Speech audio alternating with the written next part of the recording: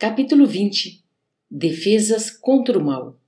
Descemos as escadarias e, em frente dos muros altos, pude observar a extensão das defesas do soberbo edifício. Aquela construção grandiosa era muito mais importante que a de qualquer castelo antigo, transformado em fortaleza. Novamente no exterior, podia detalhar a visão panorâmica com mais exatidão. Reconhecia agora que entráramos por um baluarte avançado, identificando a imponência da construção majestosa. Apresentavam-se-me as linhas gerais com nitidez. Impressionava-me, sobretudo, as fortificações.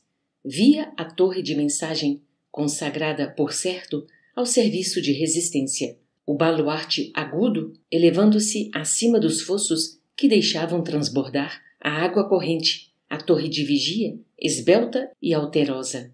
Observei o caminho da ronda, a cisterna, as seteiras e, em seguida, as paliçadas e barbacãs, refletindo na complexidade de todo aquele aparelhamento defensivo. E as armas? Identificava-lhes a presença na maquinaria instalada ao longo dos muros, copiando os pequenos canhões conhecidos na terra. Entretanto, vi com emoção, no cume da torre de vigia, a enorme bandeira de paz, muito alva, tremulando ao vento como largo penacho de neve. O administrador percebeu a estranheza que se apossara de Vicente e de mim.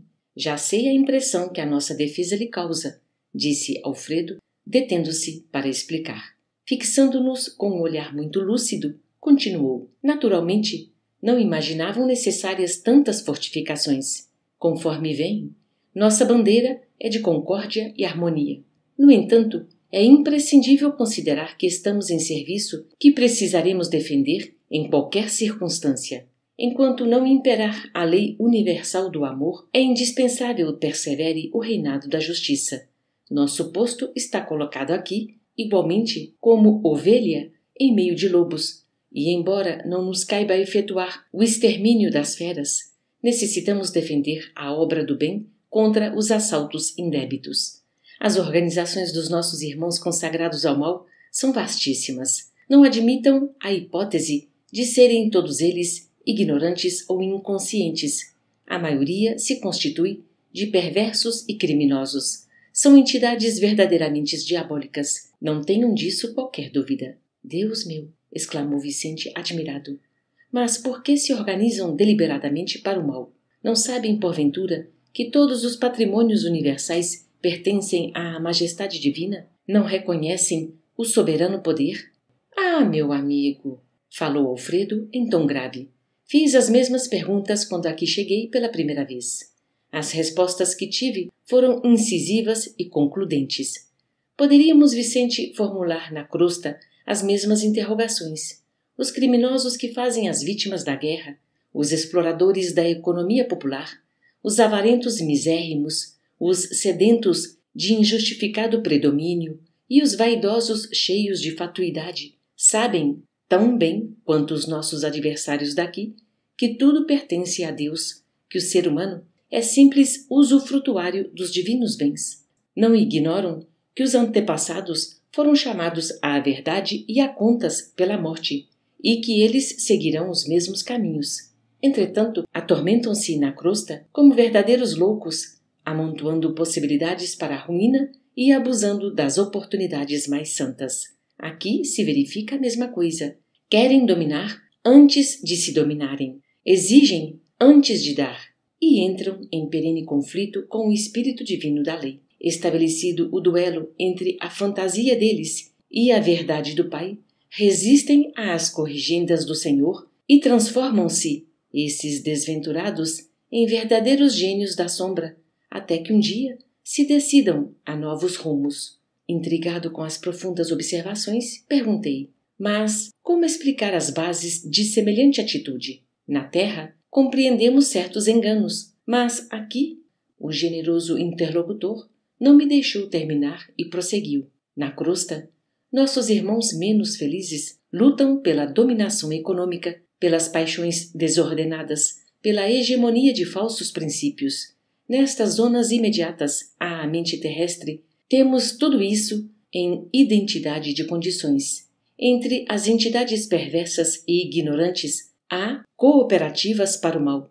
sistemas econômicos de natureza feudalista, baixa exploração de certas forças da natureza, vaidades tirânicas, difusão de mentiras, escravização dos que se enfraquecem pela invigilância, doloroso cativeiro dos espíritos falidos e imprevidentes, paixões talvez mais desordenadas que as da terra, inquietações sentimentais, terríveis desequilíbrios da mente, angustiosos desvios do sentimento. Em todo lugar, meu amigo, as quedas espirituais perante o Senhor são sempre as mesmas, embora variem de intensidade e coloração. Mas, e as armas? Perguntei. Acaso são utilizadas? Como não? Disse Alfredo, pressuroso. Não temos balas de aço, mas temos projéteis elétricos. Naturalmente, a ninguém atacaremos. Nossa tarefa é de socorro e não de extermínio.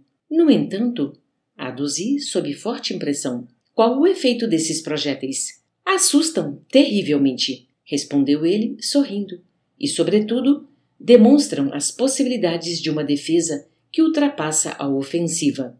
Mas apenas assustam?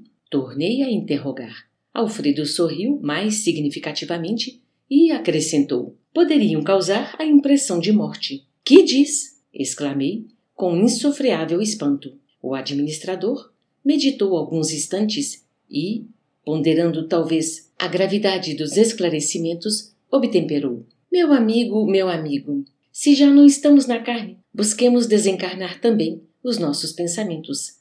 As criaturas que se agarram aqui às impressões físicas estão sempre criando densidade para os seus veículos de manifestação, da mesma forma que os espíritos dedicados à região superior estão sempre purificando e elevando esses mesmos veículos. Nossos projéteis, portanto, expulsam os inimigos do bem através de vibrações do medo, mas poderiam causar a ilusão da morte, atuando sobre o corpo denso dos nossos semelhantes menos adiantados no caminho da vida. A morte física na Terra não é igualmente pura impressão? Ninguém desaparece. O fenômeno é apenas de invisibilidade ou, por vezes, de ausência. Quanto à responsabilidade dos que matam, isso é outra coisa. E, além desta observação, que é da alçada da justiça divina, temos a considerar igualmente que nesta esfera o corpo denso modificado pode ressurgir todos os dias pela matéria mental destinada à produção dele, enquanto que, para obter o corpo físico, almas há que trabalham, por vezes, durante séculos.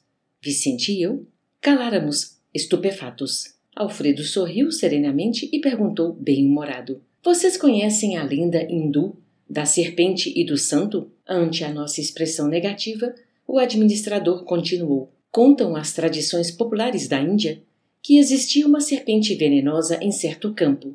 Ninguém se aventurava a passar por lá, receando-lhe o assalto. Mas um santo homem, a serviço de Deus, buscou a região, mais confiado no Senhor que em si mesmo. A serpente o atacou, desrespeitosa. Ele dominou-a, porém, com um olhar sereno e falou: minha irmã, é da lei que não façamos mal a ninguém. A víbora recolheu-se envergonhada. Continuou o sábio seu caminho, e a serpente modificou-se completamente. Procurou os lugares habitados pelo homem, como desejosa de reparar os antigos crimes. Mostrou-se integralmente pacífica, mas desde então começaram a abusar dela. Quando lhe identificaram a submissão absoluta, homens, mulheres e crianças davam-lhe pedradas. A infeliz recolheu-se à toca, desalentada. Vivia aflita, medrosa, desanimada.